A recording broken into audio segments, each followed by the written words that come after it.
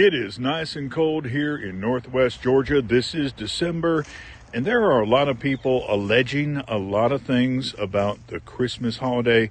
So we're probably going to look at some of those this month, and we will start with this video right here. Of folks out here who think that Christmas is the original holiday at this time of year, and we kind of gently, I know Frank and I... It is generally understood by most that before Anno Domini, before AD was being put with the year, that nobody was celebrating Christmas. So this idea that people think of Christmas as being the original holiday this time of year, this would be a straw man. Holiday at this time of year, and we kind of gently, I know Frank and I kind of gently nudge our Christian friends and say, just remember, you got all this stuff from us, because we started this.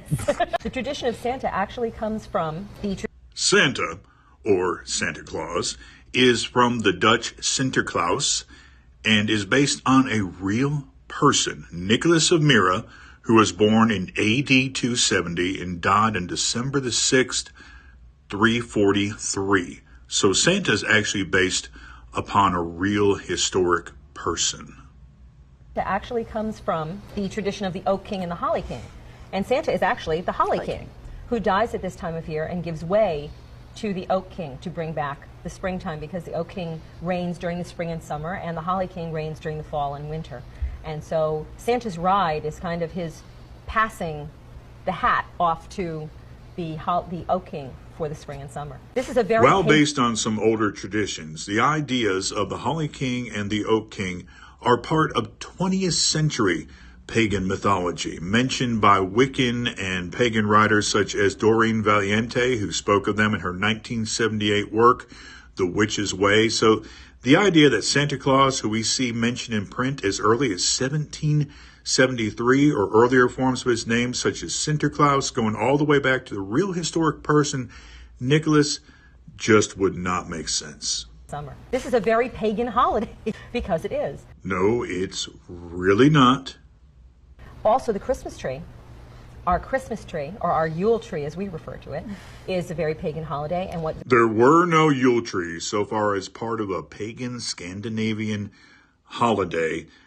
Christmas trees we see in Germany in the 1500s. They're a fairly late tradition. They may have been derived from the paradise trees that we see in Adam and Eve plays in the Middle Ages, the Feast of Adam and Eve being on December the 24th.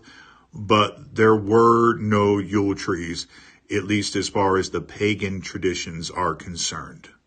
And what you're doing is bringing in the greenery into your house, so that you're bringing in life and vitality and all that the evergreens represent. People historically have liked decorating with things from nature. And if you're in a more northerly climate and it's winter, the things that are available from nature that aren't dormant or dead are evergreen plants. Now, all these other meanings that you're putting on it, that's your meaning. Just because you put that meaning on it doesn't mean other people are. Most people do it because they like the way it looks. Represent. Paul's teachings in 1 Corinthians 8 on eating meat offered to idols does show us that just because something once had a pagan meaning does not mean that it retains that meaning for every person. So if Christmas could be shown to be pagan in origin, that would not mean that it was still pagan now.